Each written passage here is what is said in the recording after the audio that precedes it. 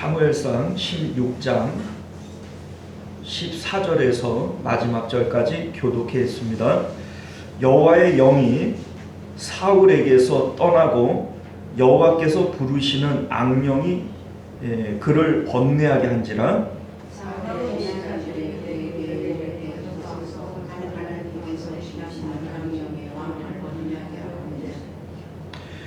원하건대 우리 주께서는 당신 앞에서 모시는 신하들에게 명령하여 수금을 잘 타는 사람을 구하게 하소서.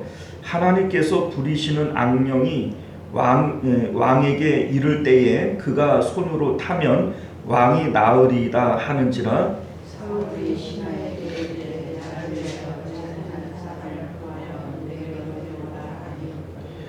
소년 중 한 사람이 대답하여 이르되 내가 베들레헴 사람 이새의 아들을 본즉 수금을 잘 탈 줄 알고 용기와 무용과 구변이 있는 준수한 자라.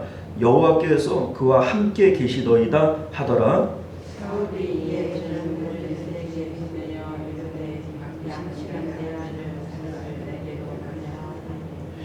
이새가 떡과 한 가죽 부대의 포도주와 염소 새끼를 나귀에 실리고 그의 아들 다윗을 시켜 사울에게 보내니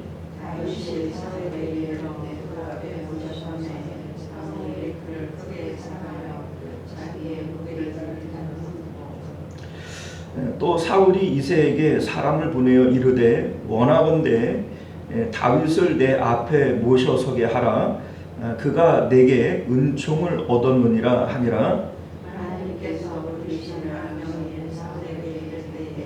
다윗이 수금을 들고 와서 손으로 탄즉 사울이 상쾌하게 낫고 악령이 그에게서 떠나니라. 아멘. 우리 함께 기도하겠습니다. 은혜로우신 우리 주 하나님, 오늘도 우리가 주의 말씀을 통해서 하나님의 뜻을 분별하며 이 땅 가운데 지혜 있게 살아가도록 은혜 베풀어 주옵소서. 거룩하신 예수님 이름으로 기도드리옵나이다. 아멘. 오늘 우리는 함께 읽은 본문의 말씀을 중심으로 성령과 악령 역사의 특징이라고 하는 제목으로 하나님 말씀 함께 나누도록 하겠습니다. 성령과 악령 역사의 특징. 성령의 역사가 있고 악령의 역사가 있습니다. 이에 대한 명확한 구분과 합증이 사실 쉽지 않습니다만 우리는 이 영적 분별력들을 가지고 이거를 분별하며 살아야 돼요. 성령의 인도를 받고 살아갈 때 우리 마음에 상쾌함이 있고 참된 행복이 있는 줄 믿습니다. 자, 성령과 악령의 역사를 구분하기 어려운 이유가 뭐냐면 성령과 사단의 역사들이 우리 일상생활 속에 순간순간 공략해 들어오기 때문에 그렇습니다. 자, 예를 들면 마태복음 16장을 보면 베드로가 이제 예수님에게 신앙 고백을 해요. 주는 그리스도시요 살아계신 하나님의 아들이십니다. 이렇게 고백을 할 때 예수님께서 바요나 시몬아 내가 복되다 이걸 알게 하는 이는 혈육이 아니고 하나님이 하시는 것이다. 다시 말해서 네 안에 성령 하나님께서 이걸 알게 하신 것이다. 이런 의미예요. 자, 그렇게 예수님으로부터 극진한 칭찬을 받고 난 이후에 예수님께서 순한 고난에 대해서 이렇게 얘기를 하실 때 베드로가 주여 그러면 안 됩니다. 이거 말렸단 말이에요. 그랬더니 바로 예수님께서 사단아 내 뒤로 물러가라 이렇게 말씀하십니다. 자, 이때에 예수님께서 기분이 나빠가지고서는 그냥 해보는 말이 아니에요. 베드로 안에 분명히 사단의 역사, 악령의 역사가 그 안에 있었던 겁니다. 그래서 예수님께서 사단아 내 뒤로 물러가라 이렇게 말씀하신 것이죠. 자, 보세요. 방금 전에 성령의 역사가 있었고 또 방금 후에 악령의 역사가 있어요. 우리 삶 가운데 이렇게 순간순간 찾아오기 때문에 이것을 매 순간 구분해 낸다라고 하는 것이 사실은 쉬운 일이 아니다. 그런 얘기입니다. 이게 이제 성경은 우리에게 항상 깨어 있어야 된다 이렇게 말씀하시는 이유가 바로 여기 있는 줄 믿으실 수 있기를 바라요. 오늘 그 말씀을 보면 사울 왕이 하나님께 버림을 받음으로 사울 왕에게 임했던 성령이 떠나가고 하나님이 부르시는 악령이 임하게 되어집니다. 이를 통해 15절을 보게 되어지면 사울 왕으로 하여금 번뇌하게 했다 이렇게 되어져 있고, 이 이제 번뇌 가운데 고통을 받으니 신하들이 간언하기를 수금을 잘 타는 사람을 데려다가 악령이 임할 때 수금을 타게 하면 이 악령이 떠나갈 겁니다. 이렇게 이제 간언을 하게 됩니다. 자, 여기서 말하는 수금을 잘 타는 사람을 구하는 것은 뭐 우리가 흔히 음악 치료를 하자는 게 아니에요. 이제 어떤 분이 이거 음악 치료 아니냐 그러는데, 이게 뭐 단순한 음악 치료가 아니라 여기서 이제 보게 되어지면 성령의 은혜를 간구하기 위한 찬양을 이제 하는 사람을 구하는 겁니다. 왜 그러냐면 신하들이 조언을 할 때 하나님이 부르시는 악령이라고 얘기를 해요. 그러니까 지금 이 악령의 역사도 하나님께서 주시는 것인데, 이 하나님이 주시는 이 악령을 물리치기 위해서 성령 충만한 자를 구해야 된다 이 얘기입니다. 그래서 18절을 보게 되어지면 다윗을 추천하는 젊은 신하가 여호와께서 그와 함께 계시더이다. 그 수금 타는 사람을 추천하는 이유가 뭐냐면 그는 하나님께서 함께하는 사람입니다. 이렇게 얘기를 하는 것이죠. 그래서 실질적으로 사울에게 악령이 임할 때 수금을 타니 사울이 상쾌하게 낫고 악령이 그에게서 떠났다. 이게 이제 오늘 본문의 내용이 되어집니다. 자, 이 속에 하나님께서 하시는 역사가 있어요. 왜 이제 이렇게 하는가? 이제 사실 다윗은 이 당시에 나이도 어렸을 뿐더러 아버지도 주목하지 않는, 어떻게 보면은 그 집안에서도 천덕꾸러기 아닙니까? 그런데 그 다윗에게 기름을 부으셨어요. 이제 왕으로 세우실 겁니다. 자, 그런데 이제 이 다윗을 하나님께서 서서히 역사 가운데 드러내시고 또 훈련시키시기 위해서 당시 권력의 핵심층이었던 사울 왕 옆으로 보내시는 거예요. 그래서 사울 왕에게는 악령이 임하게 하시고 다윗에게는 성령이 임하게 하심으로 수금을 타는 재능이 있게 하신 것이고, 이러한 일을 통해서 자연스럽게 다윗이 사울 곁으로 가서 사울의 일거수일투족 나라를 다스리는 모습들 뭐 이런 것들을 다 보면서 이 다윗이 성장하도록 만드시기 위한 하나님의 방편이다 이렇게 볼 수가 있는 것이죠. 자, 한편 우리가 오늘 본문을 통해서 이제 살펴보고 싶은 것은 뭐냐면 성령과 악령의 역사의 특징이 있다는 겁니다. 15절을 보게 되어지면 사울에게 악령이 역사할 때 나타나는 반응이 번뇌하게 했다라고 하는 것이고, 반면에 다윗이 수금을 탈 때 성령의 역사 가운데 나타나는 특징은 상쾌하게 되었다라고 하는 겁니다. 이것이 바로 성령과 악령의 역사의 특징인데, 우리는 이를 통해서 성령과 악령의 역사를 어떻게 우리가 분별할 수 있을까, 이에 대한 힌트를 얻고자 하는 것이죠. 자, 여러분들 앞서 말씀드린 대로 하나님께서는 외모를 보지 아니하시고 무엇을 봐요? 중심을 보신다 이렇게 말씀하고 있습니다.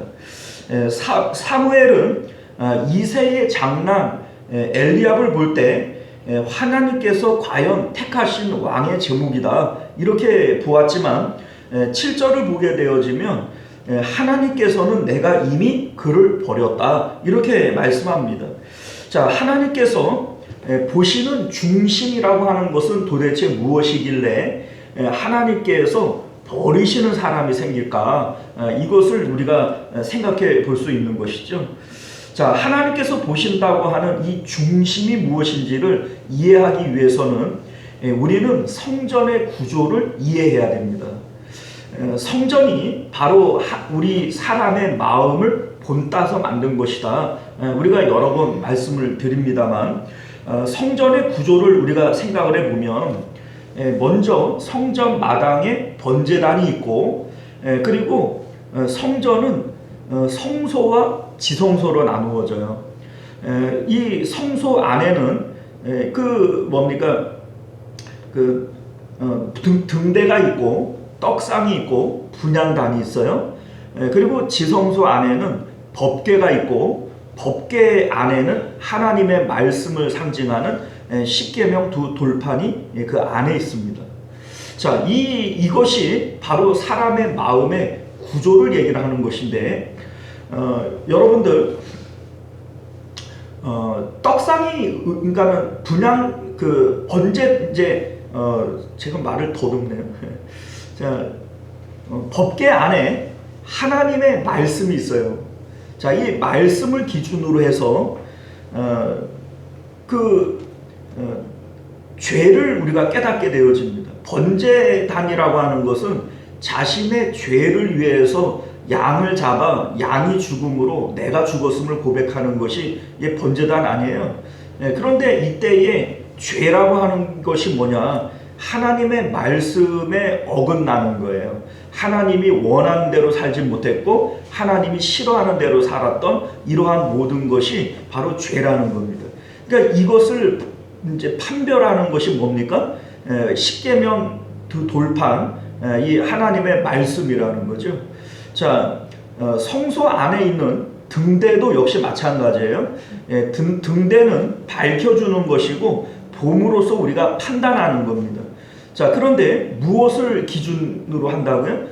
말씀을 기준으로 우리가 판단한다, 본다라고 하는 것을 의미하는 것이고, 떡상은 기쁨을 상징하는 거예요. 먹음으로 배부른 것이고 만족하는 걸 얘기를 하는 겁니다. 자, 그런데 우리가 무엇으로 기뻐하고 무엇으로 만족해야 되느냐? 하나님의 말씀을 통해서 기뻐하고 만족해야 된다. 이거를 말하고 있는 것이죠. 우리 이제 시편 1편을 보면 그 말씀을 즐거워하여 주야로 묵상하는 자, 이 복이 있는 사람이에요. 이 분향단은 기도를 상징하는 것인데, 기도라고 하는 것은 우리가 바라고 추구하는 것을 의미하는 겁니다.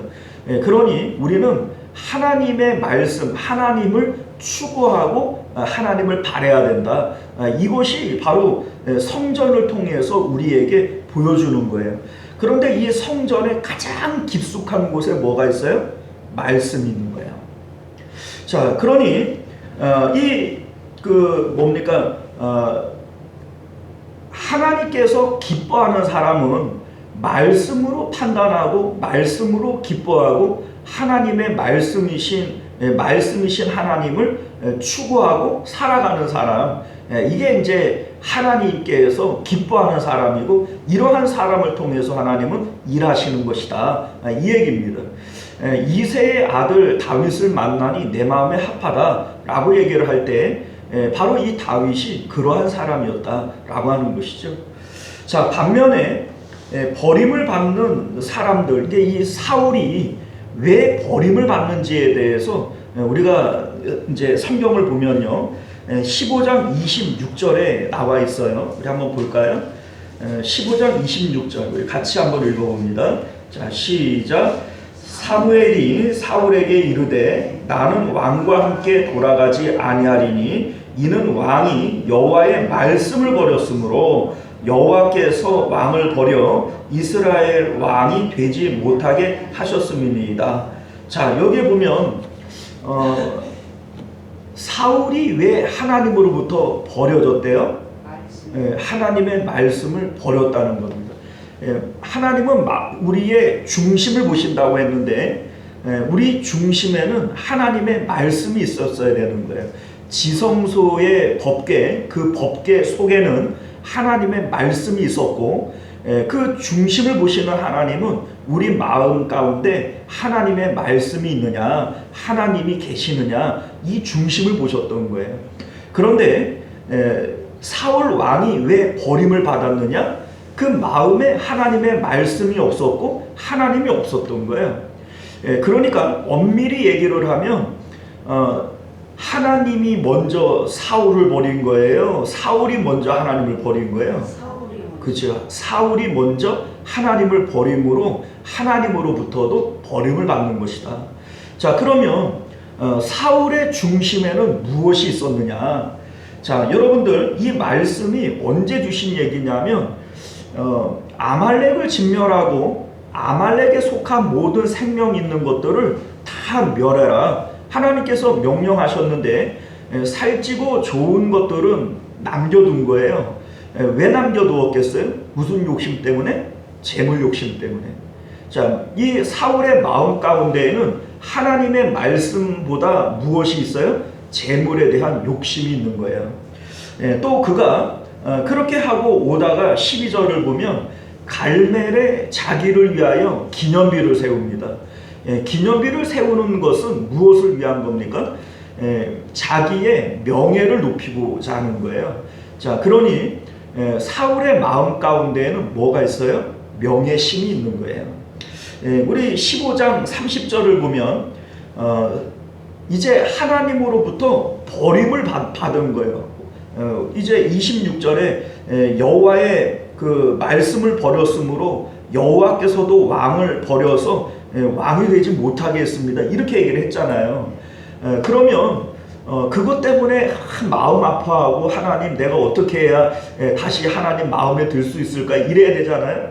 그런데 30절을 보면 내가 범죄하였을지라도 이제 청하옵나니 내 백성의 장로들 앞과 이스라엘 앞에서 나를 높이사 나와 함께 돌아가서 내가 당신의 하나님 여호와께 경배하게 하소서. 자, 이게 무슨 얘기예요? 내가 범죄했을지라도 내 하나님 앞에 버려졌을지라도 그것과는 관계없이 지금은 백성의 장로들과 이스라엘 백성들 앞에서 나를 좀 높여달라. 권력욕에 대한 욕심을 드러내는 거예요. 자, 그러니 사울의 중심에는 뭐가 있죠? 재물에 대한 욕심, 명예에 대한 욕심, 권력에 대한 욕심, 이러한 것들이 그 마음 중심에 있었다. 이 얘기를 지금 하고 싶은 겁니다. 자, 오늘 본문에 보면 이제 하나님으로부터 버려짐으로 성령이 떠나고 악령이 역사를 해요. 그래서 나타나는 현상이 번뇌하게 했다라고 하는 것인데, 이 번뇌라고 하는 것의 히브리어 용어는 바트라고 하는 단어인데요. 바트의 뜻은 놀라게 하다, 두렵게 하다, 압박하다 이런 뜻이에요. 자, 이 사울이 무엇 때문에 놀라고 무엇 때문에 두려워하는가? 사울이 잃어버리는 것은 재물 잃어버리는 것이 두렵고 명예와 권력 잃어버리는 것이 두려운 겁니다. 그러니 이 마음 가운데 번뇌가 생기는 거예요. 자, 여러분들 재물을 사랑하고 명예를 사랑하고 권력을 사랑하기 때문에 그것이 있어야 되고 그것을 지켜야 됩니다. 그런데 이러한 것이 내 능력으로 하는 것이 아니기 때문에 마음의 압박을 느끼고 번뇌를 하게 되어지는 겁니다. 자, 이유가 뭐냐면 사울이 처음 왕이 될 때 자기 능력과 자기가 자격이 있어서 왕이 된 것이 아닙니다. 우리 알다시피 하나님께서 이 사울을 택했고 제비를 뽑아서 사울이 선택되어질 때에도 이 사울은 두려워했어요. 왜냐하면 자기는 가장 작은 베냐민 지파이고 그 자기 아버지 기스라고 하는 사람은 그 베냐민 지파 중에서도 작은 이 가문인 거예요. 그러니 자기가 생각할 때 나는 이스라엘의 왕의 제목이 될 수 없어. 왕이 되려면은 세력이 있어야 되고 능력이 있어야 되는데 나 같은 게 어떻게 그런 일을 할 수 있겠어. 그래서 이 제비를 뽑을 때에도 자기가 당선이 되어졌지만은 진보다리 틈에 숨어 있었던 이 사울의 모습을 우리가 보게 되어지는 것이죠. 자, 그러니 처음부터 사울은 자기의 힘과 능력으로 왕이 된 것도 아니고 지금 나라를 이끌어 왔던 것도 아닌 거예요. 하나님께서 그러한 사울에게 성령을 부어주셨고 또 능력 있는 사람들을 붙여주셨고 그래서 전쟁에 나가서 하나님의 기이한 도우심으로 승리할 수 있게 하셨고 지금까지 되어졌던 모든 일들이 누구의 은혜로 된 거예요? 하나님의 은혜로 된 거예요. 그런데 이제 하나님으로부터 버림을 받았고 성령은 떠나갔고 그럼에도 불구하고 자기의 욕심을 따라 이 왕의 직을 가지고 싶은 거예요. 그러니 능력은 없고 힘은 없는데 이 일은 해야 되겠으니까 그러니 이제 과부하가 걸릴 수밖에 없잖아요. 그러니 마음에 근심이 찾아오는 것이고 두려움이 찾아오는 것이고 이것을 성경이 번뇌했다 이렇게 표현을 하고 있는 겁니다. 자, 여러분들 우리가 살아가는 것은 하나님의 뜻과 성령 하나님의 계획을 따라 살아갈 때에 우리에게 고난이 없고 힘이 안 들게 되어지는 거예요. 우리가 알다시피 그 성령 충만 우리 이제 하나님 나라 우리 마음의 하나님 나라 이것은 하나님의 처음부터 사람을 창조하실 때부터 하나님 나라의 핵심 가치라고 말씀드렸어요. 우리 마음 가운데 하나님이 계시고 오늘 본문에서도 그거 얘기했잖아요. 우리 마음 중심에 하나님의 말씀이 있고 이 말씀은 곧 하나님을 의미하는 거니까 말씀은 곧 하나님이시라 이렇게 요한복음 1장이 말씀하고 있지 않습니까? 자, 하나님이 우리 마음에 계시고 그 하나님의 뜻대로 판단하고 하나님을 기뻐하고 하나님을 추구하며 이렇게 살아가는 사람들 이 사람들은 이 세상을 살아갈 때 자기를 위해서 살아갈까요? 하나님을 위해서 살아갈까요? 예? 자, 여러분들 봐봐요. 우리 마음 중심에 하나님의 말씀이 있어서 하나님으로 판단하고 하나님으로 기뻐하고 하나님을 추구하는 사람이 무엇을 위해서 살아가겠냐고요. 그렇죠. 하나님을 위해서 살아가죠. 하나님이 원하시는 삶이 바로 그건 거예요. 그래서 예수 그리스도를 통해서 너희가 내 안에 내가 너희 안에 우리 하나님이 우리 안에 들어오시고 성령 세례를 통하여 성령이 우리 안에 들어오실 때 이루어지는 것이 하나님 나라라고 하는 것이죠.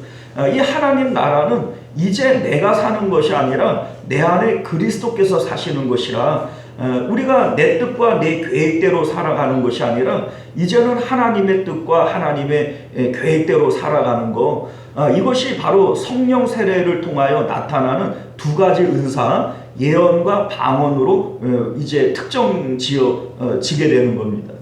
자, 그런데 이렇게 살아가는 사람들의 삶은 결코 힘들지 않아요. 왜 힘들지 않냐면 우리 이제 찬송가 가운데 이제 191장 이런 찬송가 가사가 있잖아요. 좁은 길을 걸으며 밤낮 기뻐하는 것 주의 영이 함께함이라. 자, 성령이 우리 안에 들어오셔서 하나님의 뜻대로 하나님의 이끄심대로 살아가는 것은 비록 우리가 좁은 길, 어려운 길, 힘든 길을 간다 할지라도 그 가운데 기쁨이 있고 행복이 있는 거예요. 우리 이제 다윗도 시편 23편 가운데 여호와께서 나의 목자가 되어 주셔서 나는 부족함이 없습니다. 이렇게 자기 마음에 만족을 얘기를 해요. 그러나 그 삶 가운데에도 내가 사망의 음침한 골짜기를 다닐 때가 있다 이런 얘기를 합니다. 그러나 그 가운데 이 다윗이 괴로워하고 힘들어하는 것이 아닌 거예요. 그것은 하나님 안에서 되어지는 일들이기 때문에 마음에 평강이 있는 것이다. 이걸 얘기하고 싶은 것이죠. 자, 여러분들 모세가 이스라엘 백성들을 당대의 최고 국가였던 이 애굽으로부터 이제 구원해 냅니다. 250만 명을 구원해 내요. 이 250만 명이 애굽의 이 더럽고 추하고 힘든 일들은 다 했던 거예요. 그러니까 소위 똥 푸는 일들, 물 깃는 일들, 농사 짓는 일들, 노동하는 일들, 이러한 모든 힘들고 어려운 일들은 이스라엘 백성들 250만 명, 많게는 한 300만 명, 이 남자 장정만 60만이니까 여자들, 어린아이들, 노인들 다 합치면은 한 300만 명 가까이 되어지지 않았겠어요? 자, 그러니까 이 사람들을 애굽에서 빼오게 되어지면 애굽이라고 하는 나라 자체가 휘청거리게 되어지는 거예요. 막 예를 들어서 우리나라에서도 힘들고 어려운 일들 하는 사람들 싹 그냥 미국에서 다 그 이민자로 받아서 빼가버리면은 우리나라가 어떻게 되겠어요? 휘청거리죠. 그러니까 이 바로 왕이 10가지의 이 재앙들, 어마어마하고 무시무시한 재앙들을 받음에도 불구하고 이제 이스라엘 백성들을 내보내기를 싫어합니다. 왜냐하면 그거 이스라엘 백성들 내보내면 국가적으로 휘청거리거든요. 자, 그런데 이것이 모세가 자기 힘과 능력으로 한다 그러면 이게 되겠어요? 된다 그래도 이거 얼마나 골 빠지는 일이겠어요? 그 이스라엘 백성들을 불러 모아서 군사훈련을 시켜서 작전을 짜가지고 이게 되겠습니까? 그런데 하나님의 뜻대로 하나님의 명령대로 그냥 순종해서 가라 하면 가고 가서 무슨 얘기하라 그러면 무슨 얘기를 하고 그 하나님의 뜻대로 하니까 이게 전혀 힘든 일이 아닌 거예요.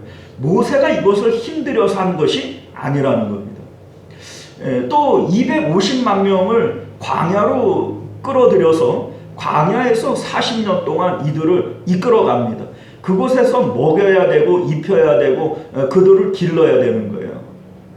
이게 모세가 자기의 힘으로 한다 그러면은 이게 되겠어요? 우리가 식구들 몇 명 안 되는데 가장이 돼가지고 그 식구들 몇 명 안 되는 거 건사하는 것도 등골 빠지는데, 그죠? 250만 명을 그거를 먹이고 입히고 기른다고 하는 것이 이게 모세가 자기 힘으로 한다면 이게 되겠어요? 안 되는 거예요. 하나님이 이끄시는 대로 구름기둥 불기둥을 따라 하나님의 명령을 따라 갈 때 때를 따라 하나님께서 만나를 내려주시고 반석에서 생수를 터쳐주시고 고기 먹고 싶으면 메추라기 보내주시고 하나님께서 기르시는 것이니까 이게 가능한 것이지 자기의 뜻대로 이 자기의 능력으로 할 수 있는 것이 아니라는 겁니다. 자, 지금 사울은 하나님의 성령이 떠났고 하나님의 뜻은 이제 사울은 왕이 되어지는 게 아니에요. 그럼에도 불구하고 지금 자기의 뜻을 따라 자기의 욕심을 따라 이 일을 하게 되어지니까 그 가운데 번뇌가 따라오는 겁니다. 자, 성령의 역사는 우리는 하나님의 뜻을 따라 가게 되어지는 게 성령의 역사라면 악령의 역사는 뭐예요? 하나님의 뜻이 없는 곳에 내 뜻과 내 계획을 따라가는 것이 이게 바로 악령의 역사입니다. 자, 그 가운데 번뇌가 찾아오는 것이고 고통이 찾아올 수밖에 없는 것이죠. 자, 여러분들 다윗이 시편 131편에 성령 안에서의 삶에 대해서 이렇게 얘기를 해요. 여호와여, 내 마음이 교만하지 아니하고 내 눈이 오만하지 아니하오며 내가 큰 일과 감당하지 못할 놀라운 일을 하려고 힘쓰지 아니하나이다. 자, 여기에 보면 내가 큰 일과 감당하지 못할 놀라운 일을 하려고 힘쓰지 않습니다. 이렇게 얘기를 해요. 자, 여러분들, 이게 우리가 가지고 있는 세상의 가르침과는 정반대되는 얘기 아니에요? 자, 세상 사람들은 젊은이요, 야망을 가져라. 꿈은 크게 꾸는 거다. 꿈을 이루기 위해서는 이 꿈을 끝까지 포기하면 안 된다. 이게 세상이 우리에게 가르쳐주는 내용 아닙니까? 그런데 성경은 우리에게 내가 큰 일과 감당하지 못할 놀라운 일을 하려고 내가 힘쓰지 않습니다. 이게 무슨 얘기예요? 하나님의 뜻 가운데에만 살아가겠다는 겁니다. 우리 하나님께서 나로 하여금 모세와 같이 큰 일을 하게 하시면 큰 일을 하는 거예요. 그러나 요셉과 같이 그 보디발 장군의 집에서 노예 생활을 한다든지 감옥에 내려가서 죄수로 있을 때에도 이 요셉은 성실하게 그 일을 행했던 겁니다. 그러니 보디발 장군이 마음에 쏙 들어하고 또 이 간수장이 마음에 쏙 들어하는 것이죠. 그렇게 하찮은 일이고 천한 일을 할 때에도 이것이 하나님이 주신 일이라고 열심히 그 일에 만족하고 하는 거예요. 이것이 바로 큰 일과 감당하지 못할 놀라운 일에 힘쓰지 않는 마음이라는 겁니다. 다시 말해서 뭐예요? 하나님이 이끄시는 대로 언제나 만족하며 따라가는 거예요. 내가 지금 하는 일이 밥 짓는 일이면 밥 짓는 일에 만족하고 하나님이 나에게 맡기신 일은 밥 짓는 일이야. 만족하고 가는 것이고, 때로는 하나님께서 더 낮추셔서 감옥에 보내시면 이 죄수의 생활 가운데에도 내가 하나님께서 나를 낮추시면 내가 낮아지는 거야. 이걸 인정하고 만족하고 가는 거예요. 그래서 우리 2절을 보게 되어지면 실로 내가 내 영혼으로 고요하고 평안하게 하기를 젖된 아이가 그의 어머니 품에 있음 같게 하였나니 내 영혼이 젖된 아이와 같도다. 이렇게 시편 131편이 얘기를 하고 있어요. 자, 이게 무슨 얘기냐면 엄마 품에 젖을 배부르게 먹은 아이는 걱정 근심이 있어요, 없어요? 없어요. 그러니까 내가 하나님 품 안에서 마치 젖된 아이가 마음에 고요하고 평안한 것처럼 내 영혼이 젖된 아이와 같습니다. 이렇게 지금 고백을 하고 있는 것이죠. 여러분들, 이것이 바로 성령 충만한 마음의 하나님 나라를 이룬 사람들의 삶의 내용들인 것을 믿으실 수 있기를 바라요. 내 마음 가운데 세상을 향해서 계속 목말라 하는 거예요. 돈이 많았으면 좋겠다. 우리 자식들이 좀 성공했으면 좋겠다. 내가 좀 더 건강했으면 좋겠다. 이러한 마음의 어떤 뜻을 품으면 미치지 못할 큰 뜻을 품는 거 아니에요? 자, 그러면 우리 마음에 번뇌가 찾아와요. 마음에 괴로움이 찾아올 수밖에 없어요. 왜냐하면 이러한 것들은 내 뜻대로 되어지는 것이 아니고 하나님이 주시는 것인데 자꾸 하나님의 뜻과는 관계없이 내가 자꾸 그 소원을 품고 그걸 하려고 그러는 거예요. 오늘 사울이 바로 그거 아닙니까? 하나님의 뜻은 이제 왕하는 게 아니에요. 너 왕 자격 없다고 얘기했단 말이에요. 그런데 자기의 욕심을 따라서 이거를 못 넣는 거예요. 그러니 마음 가운데 악령이 역사하는 것이고 또 번뇌가 찾아오는 것이고 그렇게 되어지는 것이죠. 그래서 시편 131편의 마지막 3절이 이렇게 얘기를 해요. 이스라엘아, 지금부터 영원까지 여호와를 바랄지어다. 여호와를 바라라는 거예요. 이것이 우리 성도가 해야 될 일이라는 겁니다. 우리 번제다 성전의 분향단이 하나님을 추구하는 것이다. 하나님만을 바라는 것이다. 이렇게 얘기했던 것처럼 우리가 해야 될 일이 바로 그거라는 겁니다. 오직 하나님으로 판단하고 하나님으로 기뻐하고 그리고 하나님을 추구하며 살아가야 된다. 이스라엘아, 하나님만을 추구해라. 이렇게 성경이 말씀하고 있는 겁니다.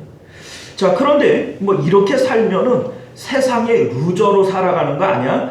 세상에서는 실패하는 거 아니야? 내가 꿈을 크게 꾸고 뭔가를 이루려고 해야 이룰 수 있는 거 아니야? 아니에요, 여러분들. 그렇게 해도 다윗은 왕을 했던 거예요. 그렇게 해도 왕이 되는 겁니다. 그렇게 해도 요셉과 같이 총리 대신이 되는 거예요. 내가 이루려고 해서 이루어지는 것이 아니라 나는 하나님을 바라고 하나님 안에 있으면 돼요. 하나님께서 나에게 원하는 것이 왕이 되라 하시면 왕이 되는 것이고 하나님께서 요셉처럼 종이 되라고 하면 종이 되는 것이고 더 나답게 해서 죄수가 되라고 하면 죄수가 되는 거예요. 그래도 우리 마음 가운데 누구는 안 잃어버려요? 하나님은 안 잃어버려요. 우리가 실패하는 인생이 아니라는 겁니다. 사랑하는 성도 여러분, 우리가 사단이 역사하는 악령의 역사와 성령의 역사의 가장 큰 특징이 무엇인지를 우리가 예수님의 말씀을 통해서 알 수 있어요. 예수님께서 베드로에게 사단아 내 뒤로 물러가라 이렇게 말씀하신 이후에 이어서 뭐라고 말씀하시냐면 네가 하나님의 일을 생각하지 아니하고 도리어 사람의 일을 생각하는도다. 자, 여러분들, 하나님의 일을 생각하는 것이 성령의 역사예요. 사람의 일을 생각하는 것이 바로 이게 사단의 생각인 거예요. 그래서 예수님께서 사단아 내 뒤로 물러가라 라고 얘기를 한 이후에 네가 사람의 일을 생각하는구나 이렇게 말씀하고 있는 것이죠. 자, 이제 우리 말씀을 맺도록 할게요. 사실 육체를 가지고 살아가는 우리들은 누구나 마음에 욕심이 있고 이 욕심을 따라 살아가는 것이 바로 사람의 일을 생각하는 것입니다. 지금 사울이 나 부자 되고 싶어, 나 명예를 얻고 싶어, 나 권력을 얻고 싶어, 이것을 지금 마음에 품고 있는 것이 바로 육체의 소욕, 욕심을 따라 살아가는 거 아닙니까? 자, 이에 대해서 갈라디아서 5장 16절이 이렇게 말씀합니다. 내가 이르노니 너희는 성령을 따라 행하라. 그리하면 육체의 욕심을 이루지 아니하리라. 육체의 소욕은 성령을 거스르고 성령은 육체를 거스르나니 이 둘이 서로 대적함으로 너희가 원하는 것을 하지 못하게 하려 함이니라. 이렇게 말씀하세요. 자, 여러분들, 성령의 역사와 악령의 역사가 있어요. 이게 뭘까요? 우리 마음 가운데 하나님을 모시고 하나님의 뜻 가운데 하나님의 기쁨을 위해서 살아가는 것이 이게 성령의 역사예요. 내 마음의 욕심을 따라서 내 뜻과 내 계획대로 살아가는 것이 이게 악령의 역사고 그 가운데에는 번뇌가 찾아올 수밖에 없고 그 번뇌 가운데 우리는 고통당할 수밖에 없는 겁니다. 여러분들, 세상에 속지 마시기를 바라요. 세상은 우리에게 너 야망을 크게 가져야 돼, 너 성공하기 위해서는 이렇게 해야 돼 라고 얘기를 하지만 그렇지 않습니다. 여러분들, 우리 한때 성공학개론의 가장 유명했던 책 가운데 하나가 성공하는 사람들의 7가지 법칙이라고 하는 책이 있어요. 뭐 스티븐 코비 뭐 이런 사람이 쓴 책인데 아주 유명한 박사죠. 그런데 여러분들, 이 성공하는 사람의 7가지 법칙, 이 책을 쓴 스티븐 코비가 부도가 나가지고 망했어요. 그 왜 망했냐? 기자가 가서 물어보니까 나 그 법칙대로 못 살았다 이런 얘기를 하는 거예요. 자기가 그 법칙을 만들고 책을 만들어서 베스트셀러가 되고 뭐 전 세계에 수억 권이 팔렸어요. 그래가지고서는 엄청난 갑부가 됐는데 부도가 나가지고 망해버리고 말았어요. 왜 그랬냐 그랬더니 내가 그 법칙대로 살았으면 됐는데 나 그 법칙대로 못 살아서 망했다 이렇게 인터뷰를 하더라고요. 여러분들, 이게 세상이 우리를 속이는 거예요. 아니 뭐 법칙을 만들고 뭐 그 법칙대로 살면은 그러면 성공합니까? 아니요. 우리의 생사업을 하나님이 주관하시는 거예요. 하나님을 바라시면 됩니다. 하나님의 뜻대로 살면 됩니다. 하나님의 뜻이 나를 낮추면 낮아지는 거예요. 하나님의 뜻이 나를 높이면 높아지는 거예요. 하나님의 뜻대로 살아가는 것이 우리 마음에 상쾌함이 찾아오는 것이고 그 가운데 평강이 있음을 믿으실 수 있기를 바랍니다. 우리는 오늘 성령의 역사와 악령의 역사에 대해서 함께 말씀을 배웠습니다. 무엇이 성령의 역사예요? 우리 마음에 하나님을 모시고 하나님의 뜻 가운데 살아가게 하는 것이 이게 바로 성령 충만이고 성령의 역사입니다. 내 마음에 육체의 소욕을 따라 욕심을 따라 살아가는 것이 이게 사단의 역사고 또 그 가운데 번뇌가 찾아오는 것임을 믿으실 수 있기를 바랍니다. 기도하겠습니다. 은혜로우시고 자비로우신 우리 주 하나님, 우리가 오늘도 주님의 복된 말씀을 통해서 하나님의 뜻이 무엇인지를 분별하여 아는 저희들 되기를 원합니다. 성령의 역사, 악령의 역사, 이것은 우리 삶 가운데 너무나도 일상적으로 찾아오는 일들이기 때문에 금방 성령 충만했다가도 금방 악령 충만한 이것이 우리들의 삶입니다. 우리가 늘 깨어있지 아니하면 분별할 수도 없고, 또 분별한다 할지라도 성령을 힘입지 않고서는 주님의 뜻을 따라갈 수도 없습니다. 우리 하나님, 오늘 말씀을 통하여 더욱 분별력 있고 또 성령의 소욕을 따라 살아가기를 힘쓰는 저희들 되게 하여 주옵소서. 거룩하신 우리 주 예수님 이름으로 간절히 기도드리옵나이다. 아멘.